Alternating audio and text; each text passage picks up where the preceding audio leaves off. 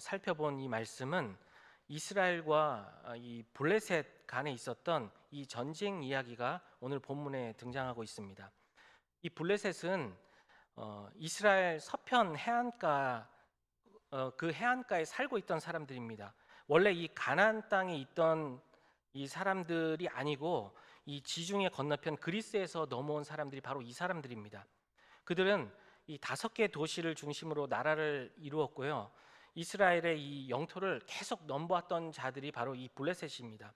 그래서 우리가 사사기 말씀을 보면 너무나 잘 아는 이 삼손이 바로 이 블레셋 사람들과 싸웠다 하는 거 우리가 잘 알 수 있습니다. 오늘 이 본문 1절에서도 보면 이 블레셋 사람들이 아벡에 진을 쳤다라고 이 후반부에 말씀을 하고 있는데요. 이 아벡은 원래 어느 곳이냐? 이스라엘 영토입니다. 그러니까 벌써 이 블레셋 군대가 이스라엘 영토에 들어와서 그 일부를 차지하고 있는 것이고, 이에 이스라엘도 어떻게 하느냐? 이 군대를 보내서 맞서게 됩니다.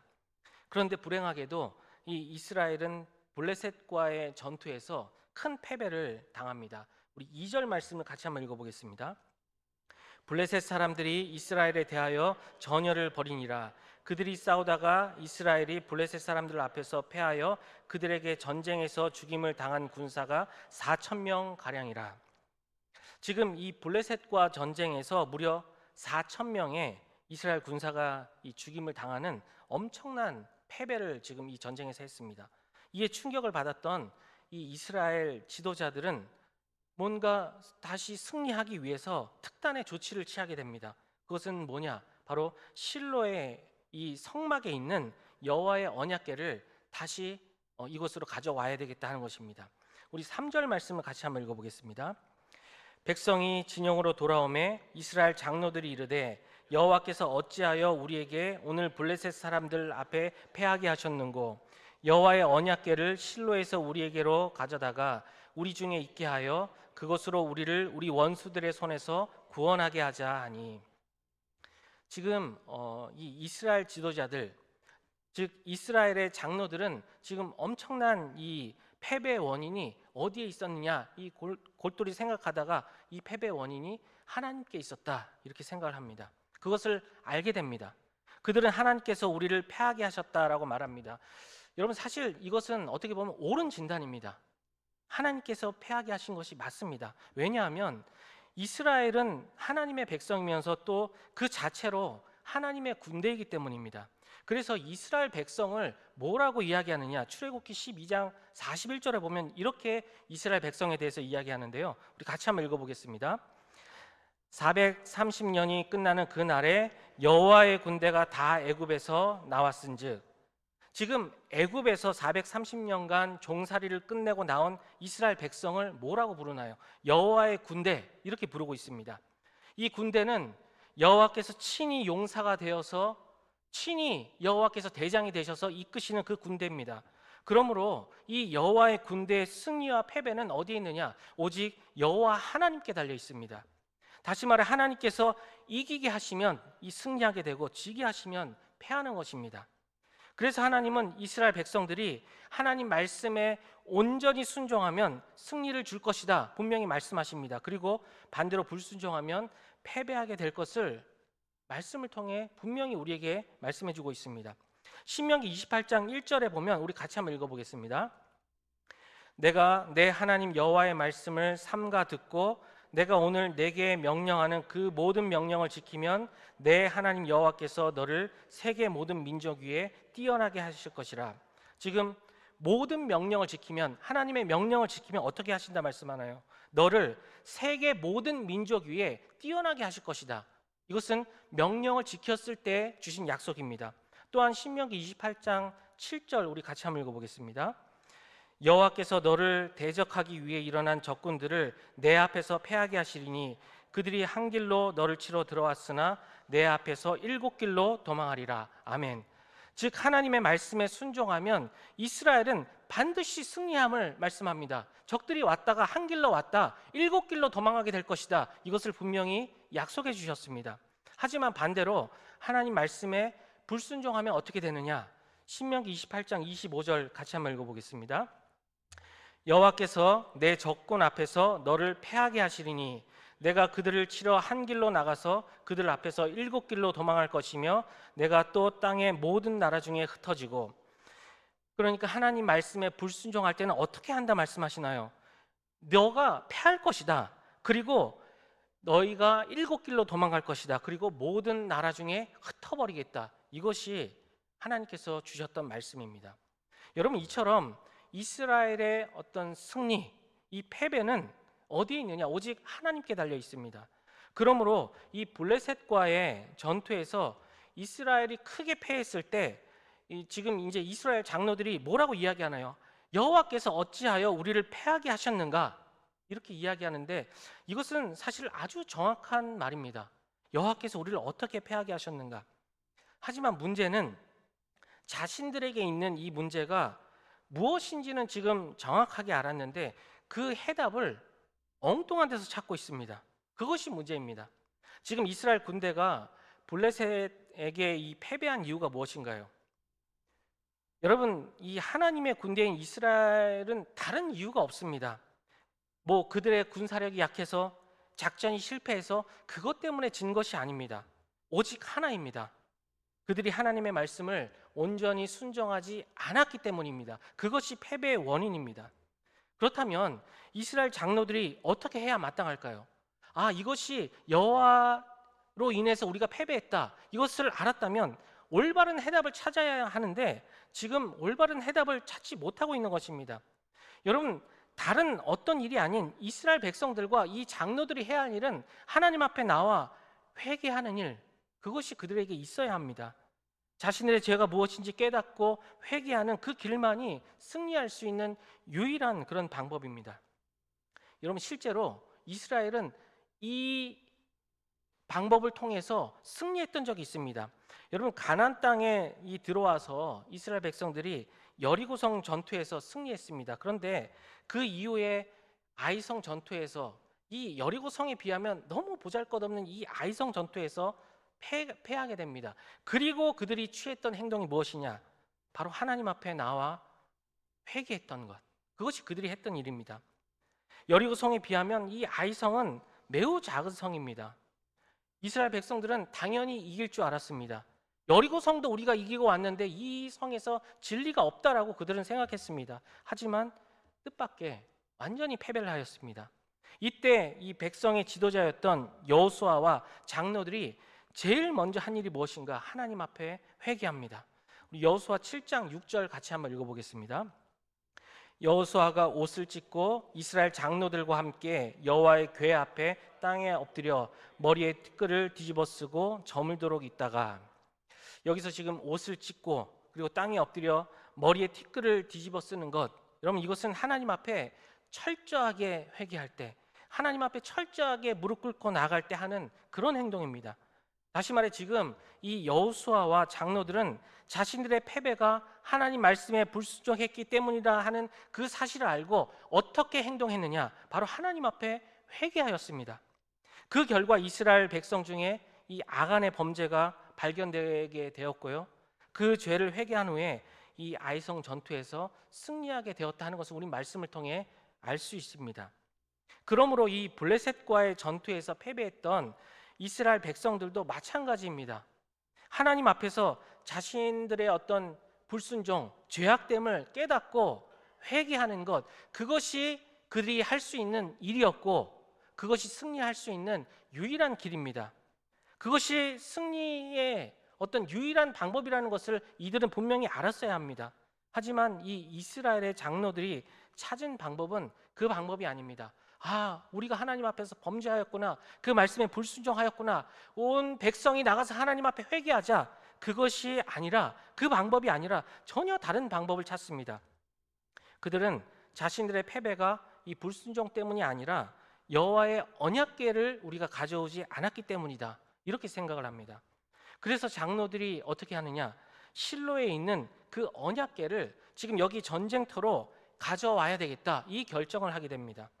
그들은 이 여호와의 언약궤를 가져오면 그 언약궤로 말미암아서 전쟁에서 승리할 수 있을 것이다, 그런 확신을 갖습니다. 왜냐하면 하나님께서 이 언약궤와 함께 하신다, 그들은 믿었기 때문입니다. 즉 언약궤만 가지고 오면 하나님도 그 언약궤를 따라서 함께 오셔서 그들로 하여금 우리가 전쟁에서 승리하게 될 것이다. 당연히 이렇게 생각했습니다. 그런데 사실 이처럼 여러분, 언약궤가 전쟁에서 승리를 준다 하는 이 생각, 사실 이 생각도 완전히 틀린 것은 아닙니다. 틀린 생각이 아닙니다. 왜냐하면 이스라엘 백성들이 출애굽한 이후에 다른 민족들과 계속해서 이제 전쟁을 할 때 실제로 이 언약궤를 앞세우고 그 전쟁에 나갔다는 것을 우리 알 수 있습니다. 그리고 그 언약궤를 앞세웠던 그 전쟁에 승리하였습니다. 민수기 10장 우리 35절 36절 같이 한번 읽어보겠습니다. 궤가 떠날 때에는 모세가 말하되 여호와 일어나사 주의 대적을 흩으시고 주를 미워하는 자가 주 앞에서 도망하게 하소서 하였고, 궤가 쉴 때에는 말하되 여호와여 이스라엘 종족들에게로 돌아오소서 하였더라. 여러분, 이게 무슨 말인가요? 이스라엘 백성들은 언약궤를 앞세워서 전투하였고 그때 하나님이 승리를 주셨습니다. 이것은 이스라엘 백성들이 가나안 땅에 들어가 처음 벌였던 이 여리고성 전투에서도 마찬가지였습니다. 이스라엘 군사들이 여리고를 돌 때 여러분 말씀 한번 기억해 보시기 바랍니다. 언약궤가 앞서서 함께하였습니다. 이처럼 분명히 언약궤를 앞세워서 이 이스라엘 군대는 전쟁을 할 때 승리를 하였습니다. 하지만 오늘 본문에서 지금 이스라엘 장로들이 이 블레셋 전쟁에서 승리하기 위해, 그러니까 우리가 이제 패배했으니까 패배의 원인을 언약궤가 없었기 때문이다라고 생각하고 언약궤를 가져오는 것, 여러분 이것은 올바른 해답도 아니고 올바른 결정도 아니었습니다. 실제로 언약궤를 이제 가지고 왔습니다. 그러면 이들의 생각처럼 승리하여야 되는데 언약궤를 가지고 왔으나 전쟁에서 더 큰 패배를 당하게 됩니다. 여러분, 분명 이 언약궤를 가져왔음에도 불구하고 이스라엘 이 군대는 완전하게 패합니다. 그것도 그 전에는 몇 명이 죽었느냐? 첫 전투에서는 4,000명이 죽었는데요. 오히려 언약궤를 가져와서 한 전투에서는 말씀 보면 3만 명이 죽습니다. 언약궤만 있으면 이길 것이다 생각했으면 뭔가 달라야 하지 않습니까? 그런데 언약궤를 가지고 왔는데 더 큰 패배를 당합니다. 처음에는 4,000명인데 오히려 언약궤를 가지고 와서 3만 명이 죽습니다. 군대가 완전히 박살이 난 것입니다. 뿐만 아니라 전쟁에 진 것으로 끝이 아니라 이 언약궤를 블레셋 군대에 빼앗깁니다. 그 언약궤를 가지고 온 제사장 이 엘리의 두 아들 홈리와 비느하스는 전쟁에서 모두 죽습니다. 여러분, 어떻게 이런 비참한 결과가 나오게 되었을까요? 우리는 여기서 이 말씀을 통해 좀 중요한 사실들을 우리가 좀 깨닫고 발견할 수 있어야 합니다. 첫째로는 우리가 우리를 위해서 하나님을 이용해서는 절대 안 된다는 사실입니다. 여러분, 중요한 것은 지금 전쟁에서 승리하기 위해 이 언약궤를 전쟁터로 가져오자 했던 이 장로들의 결정, 이 결정이 철저하게 하나님을 이용하지 않은 그런 행동이었음을 우린 분명히 알아야 합니다. 우리 본문 3절을 다시 한번 읽어보겠습니다. 3절입니다. 백성이 진영으로 돌아오매 이스라엘 장로들이 이르되 여호와께서 어찌하여 우리에게 오늘 블레셋 사람들 앞에 패하게 하셨는고, 여호와의 언약궤를 실로에서 우리에게로 가져다가 우리 중에 있게 하여 그것으로 우리를 우리 원수들의 손에서 구원하게 하자 하니. 여러분, 지금 이 짧은 한 절에서 가장 여러 번 강조되고 있는 단어가 무엇인지 아십니까? 지금 본문 띄어져 있는데 한번 보시기 바랍니다. 어떤 단어가 계속해서 강조되고 있습니까? 우리입니다. 우리가 계속해서 반복해서 나옵니다. 언약궤를 왜 가져옵니까? 바로 우리를 위해서입니다. 우리를 위해서. 언약궤를 우리 중에 있게 하여서 우리를 우리 원수의 손에서 구원하게 하자. 여러분, 여기서 하나님이 무엇을 원하시는지, 하나님의 뜻이 무엇인지 그거에 대한 생각은 전혀 없습니다. 우리 이것이 계속해서 반복되고 있는 말씀입니다. 오직 우리밖에 없습니다. 이처럼 우리만을 위해서 하나님을 이용하는 신앙, 여러분 이 신앙이 무엇인가요? 우리 잘 알지 않습니까? 기복신앙입니다. 기복신앙. 기복신앙에는 하나님의 뜻이 무엇인지 여러분 이것은 중요하지 않습니다. 중요한 것은 그런 것이 아니라 단지 복받는 우리만이 중요합니다. 하나님 통해 내가 어떤 복을 받을까, 어떤 것을 누릴까, 그것만이 중요합니다. 그래서 하나님을 이용하는 것이죠. 이처럼 하나님만을 생각하며 이처럼 자신들만을 생각하면서 하나님을 이용하려 했던 이 이스라엘의 결과가 무엇인가요? 언약궤를 가지고 왔음에도 불구하고 전쟁에서 완전히 패하게 됩니다. 여러분, 본문을 보면 이스라엘 군대 가운데 언약궤가 도착했을 때 군사들의 반응이 어땠는지 이 본문이 굉장히 생생하게 설명해 주고 있습니다. 우리 5절 말씀 같이 한번 읽어보겠습니다. 여호와의 언약궤가 진영에 들어올 때 온 이스라엘이 큰 소리로 외치매 땅이 울리지라. 지금 땅이 울릴 정도로 이스라엘 군사들이 크게 소리를 지르고 있습니다. 이미 그들은 정말 승리한 것이나 다름없는 그 모습을 그들에게서 찾아볼 수 있습니다. 우린 승리했다, 이 생각이 그들에게 있었습니다. 이것은 여러분, 적군인 블레셋 군사들도 마찬가지였습니다. 이스라엘은 언약궤가 오니까 이제 우리가 승리했구나, 땅이 울릴 정도로 소리를 지르는데 적군도 그것을 느꼈습니다. 이스라엘 군대에서 들려오는 큰 소리를 들으면서 말씀을 보면 블레셋 군사들이 두려워하였습니다. 이제 우리가 졌구나. 여러분, 이스라엘은 우리가 이제 이겼다, 블레셋은 우리가 졌다, 이게 그들이 가지고 있던 생각이었고 본문이 그것을 우리에게 명확하게 말씀해 주고 있습니다. 왜 블레셋이 그렇게 생각했을까요? 여호와의 언약궤가 도착했다는 것을 그들도 알았기 때문입니다. 하지만 전쟁의 결과는 어떠한가요? 완전히 정반대의 결과, 블레셋이 완승을 합니다. 여러분, 전쟁의 승리는 군사의 사기에 달린 것이 아닙니다. 블레셋은 지금 사기가 죽어 있고 이스라엘은 사기가 하늘을 찌르고 있습니다. 그런데 그 사기가 이 전쟁을 이기게 하지 못했습니다. 이스라엘 군사들이 아무리 소리를 지르고 그 소리로 인해서 땅이 흔들릴지라도 하나님께서 그들과 함께 하시지 않는다면 여러분, 아무 소용이 없는 것입니다. 이것이 우리의 복만을 바라는 그 기복신앙의 최후입니다. 사랑하는 여러분, 우리는 이스라엘이 언약궤를 믿다가 패배하고 또 성전을 믿다 이 바벨론에 의해 멸망당했다 하는 그 사실을 우리는 분명히 기억해야 합니다. 그러므로 우리는 나를 위해서 하나님을 믿는 게 아니라 내가 어떤 것을 하나님 통해 누릴까, 어떤 복을 받을까, 우리 그것을 위해서 하나님을 믿는 것이 아니라 정말 하나님이 누구신지 제대로 알고 날마다 하나님의 뜻을 구하며 살아가야 합니다. 그때 우리에게 진정한 복과 승리가 주어지는 것입니다. 이 사실을 여러분 꼭 기억하시고 정말 하나님의 말씀과 뜻에 순복하며 살아가는 우리 모두가 될 수 있기를 간절히 바랍니다. 두 번째로 오늘 본문을 통해서 발견할 수 있는 또 중요한 한 가지는 하나님께서 우리를 위하여 자신의 영광마저 버리신다는 사실을 우리는 분명히 알아야 합니다. 특히 오늘 이 이야기에서 굉장히 충격적인 것이 있습니다. 그것은 바로 하나님의 언약궤가 이 블레셋 군대에 빼앗겼다 하는 것입니다. 앞에서 살펴본 것처럼 이스라엘 군대가 하나님을 이용하다가 이 패배한 것은 우리가 이해할 수 있습니다. 하나님 온전히 신뢰하지 못하고 불순종해서 패배했구나, 이것까지는 우리가 이해할 수 있습니다. 하지만 하나님께서 임재하시는 언약궤, 이 하나님의 임재가 있는 이 언약궤를 적들이 빼앗아 갔다. 여러분, 이것은 참 충격적인 이야기입니다. 왜냐하면 그것은 단순히 그냥 이스라엘의 패배가 아니라 하나님의 패배가 되기 때문입니다. 여러분, 고대 사회의 전쟁은 그냥 단순히 인간과 인간끼리의 그런 전쟁이 아닙니다. 신들의 전쟁입니다. 고대 사회는. 그래서 전쟁에서 승리한 나라는 그 나라가 섬기는 신이 승리한 것입니다.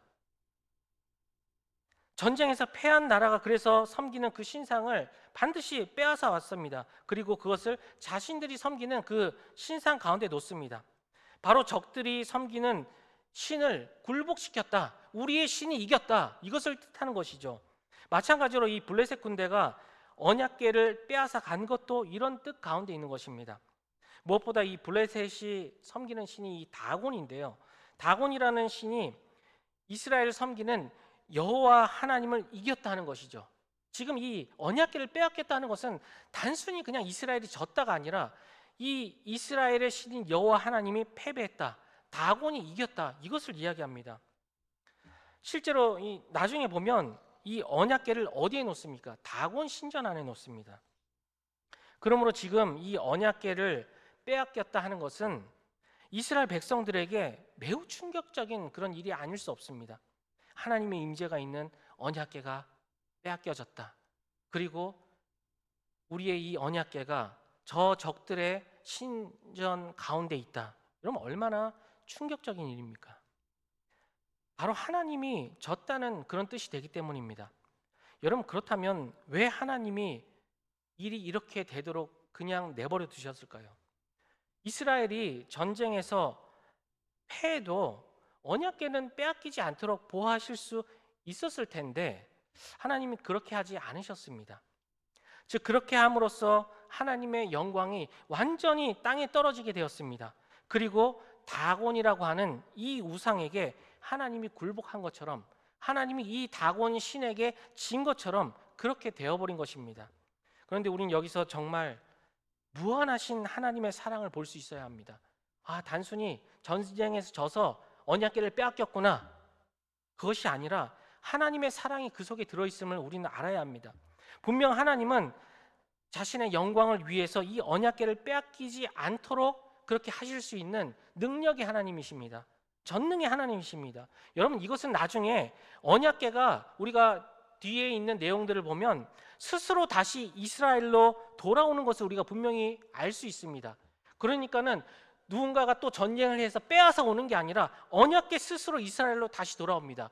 그러니까 하나님께서는 충분히 빼앗기지 않도록 하실 수 있는 능력의 하나님이십니다.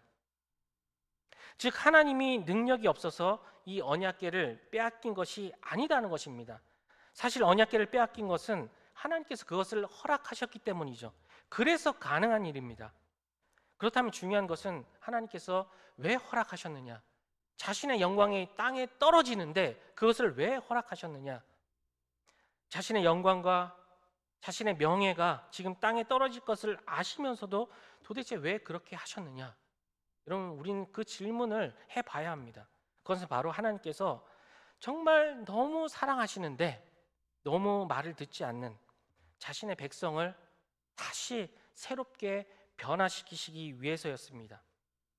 여러분, 일종의 충격요법 같은 것입니다. 여러분, 가령 예를 들어서 집에 자녀가 있습니다. 자녀가 부모의 말에 100% 순종하는 자녀가 일단 저는 본 적이 없는 것 같습니다. 여러분, 자녀가 부모 말에 정말 순종하면 얼마나 좋을까요? 그런데 잘 말을 듣지 않습니다. 근데 어떤 자녀들은 정말 막 그 부모의 말과는 정반대의 모습을 하면서 부모를 아프게 하고 힘들게 합니다. 그래서 어느 날 부모가 이렇게 이야기합니다. 너 또 이러면 정말 넌 내 자식도 아니야. 내 자식도 아니야. 여러분, 부모가 이 말 정말 그 자녀와 이 부모와 자녀 간의 그 관계를 끊기 위해서 그 이야기를 하는 것인가요? 아닙니다. 정반대입니다. 좀 이 말을 듣고서라도 좀 정신을 차렸으면 좋겠다. 충격요법을 써서라도 온전한 자녀로 다시 만들기 위해서입니다. 여러분, 이와 마찬가지입니다. 비슷합니다.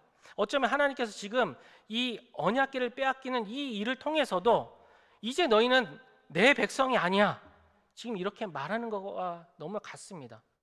언약궤가 이제 이스라엘을 떠났습니다. 너희는 내 자녀가 아니야, 이것을 지금 말하고 있는 것 같습니다. 하지만 이스라엘을 정말로 버린 것이 아닙니다. 이것을 통해서 그들이 깨닫고 다시 하나님 앞에 돌아오도록 만들기 위한 하나님의 사랑인 것입니다. 왜냐하면 하나님은 이스라엘을 사랑하기 때문에 포기할 수가 없는 것이죠.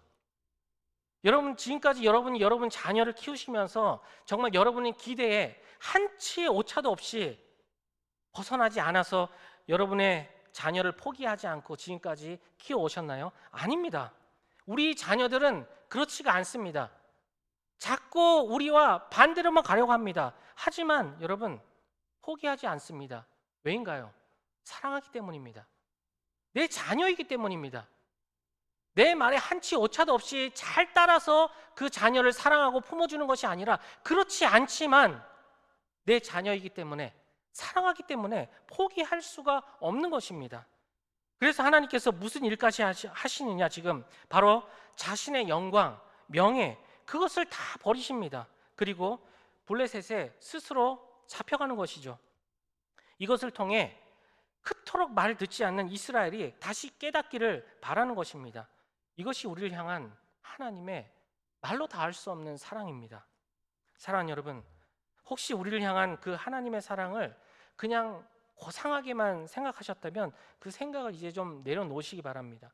우리를 변화시키기 위해서, 하나님의 온전한 자녀로 우리를 만들기 위해서 자신의 모든 것을 다 내려놓으신 것, 그것이 바로 하나님의 사랑입니다. 이 측량할 수 없는 하나님의 사랑이 가장 분명하게 드러난 사건이 무엇인가요? 십자가입니다. 바로 하나님께서 아들을 십자가에 못 박는 그것, 바로 이것만큼 우리를 사랑하시는 것입니다. 우리를 포기할 수가 없는 것이죠. 우리를 구원하시고 하나님의 자녀답게 만들기 위해서 하나님이 하지 못하실 일은 아무것도 없습니다. 바로 이 사랑을 받은 사람이 나구나, 우리구나. 여러분, 이 사실을 절대 잊지 마시기 바랍니다. 이 사랑 때문에 비록 우리가 연약하고 부족하여도 결국은 하나님의 사람으로 우리가 조금씩 변화되어져 가는 것입니다. 바라기는 이 하나님의 사랑을 정말 바르게 깨달아서 하나님의 자녀다운 삶을 살아가는 우리 모두가 되기를 간절히 바랍니다. 말씀을 마무리하겠습니다. 사랑하는 여러분, 우리의 신앙생활이 나의 복을 위해, 나의 만족을 위해 하나님을 이용하려는 그런 신앙생활이 아닌 오히려 하나님의 영광을 위해서 우리에게 있는 모든 것을 온전히 드리는 그런 신앙생활이 될 수 있기를 바랍니다. 그야말로 가장 복된 삶을 사는 유일한 길이 그것임을 여러분 절대 잊지 마시기 바랍니다. 무엇보다 우리를 위해 자신의 모든 것 아끼지 않고 포기하실 만큼 우리를 사랑하신 그 사랑 때문에 여러분, 우리가 결국 하나님의 자녀로 계속해서 변화되어 갈 수 있음을 여러분 믿으시기 바랍니다. 항상 이 하나님만을 바라보시고 이 하나님 말씀과 그 뜻에 순종하여서 하나님의 사랑 깨달으며 온전히 그분의 자녀처럼 살아가는 우리 모두가 될 수 있기를 주님의 이름으로 축원합니다. 우리 함께 말씀을 기억하면서